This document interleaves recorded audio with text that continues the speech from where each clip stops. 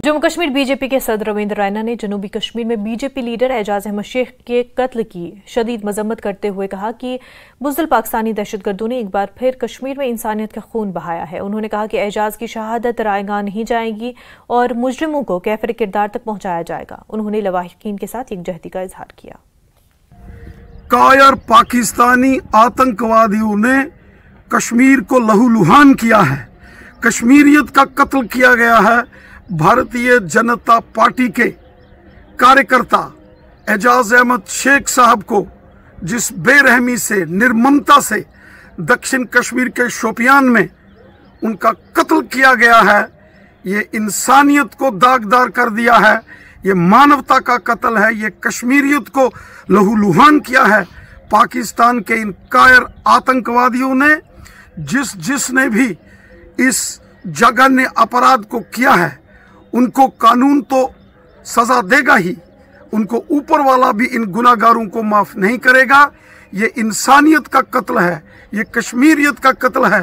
एक ऐसा नौजवान जो गरीबों का, मस्कीनों का, ज़ईफों का हमदर्द था, जो हमेशा बेसहारा लोगों का खिदमतदार था, जो इंसाफ पसंद और इंसानियत पसंद था, जो अमन और खुशहाली की बात करता था, ऐसे एक नौजवान सरपंच एजाज अहमद शेख साहब को जिस तरीके से इन कायर पाकिस्तानी आतंकवादियों ने निशाना बनाया है, ये कश्मीरियत को निशाना बनाया गया है, ये कश्मीर को लहूलुहान किया गया है।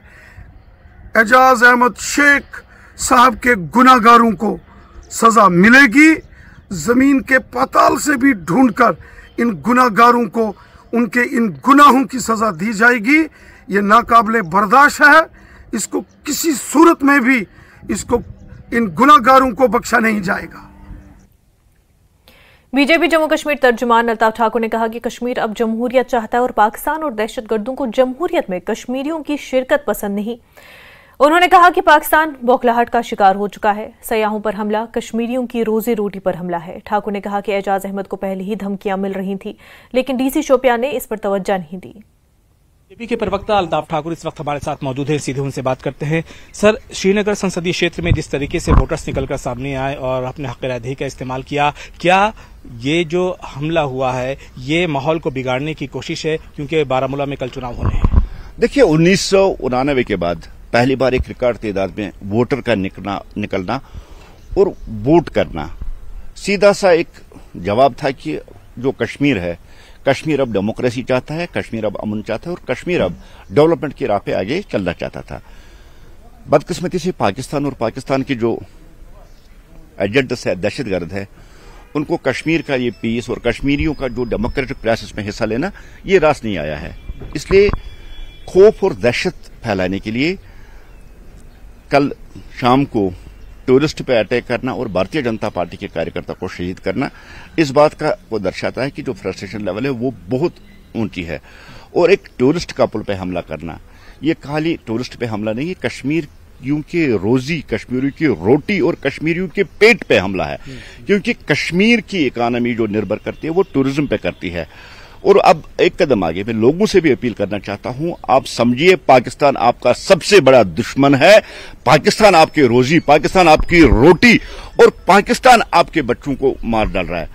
और जो लोग पाकिस्तान से बातचीत की वकालत करते हैं उनके बारे में देखिए, उन पार्टियों को एक सुध लेनी चाहिए और वो पार्टियां आज पॉलिटिकल जो डेमोक्रेटिक प्रोसेस में उससे हिस्सा ले रही है। मुझे लगता है कि उनको अपने आप में एक सुध लेनी चाहिए और जो पाकिस्तान के साथ बातचीत की वकालत करते हैं इस वकालत को बंद करना चाहिए।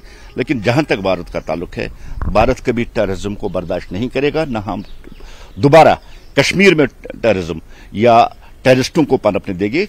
जो कल कायराना और बुज़दिलाना हरकत की गई इसका जवाब मांगा जाएगा। और साथ साथ मुझे लगता है कि कहीं न कहीं इसमें एडमिनिस्ट्रेशन की भी बहुत बड़ी कोताही है।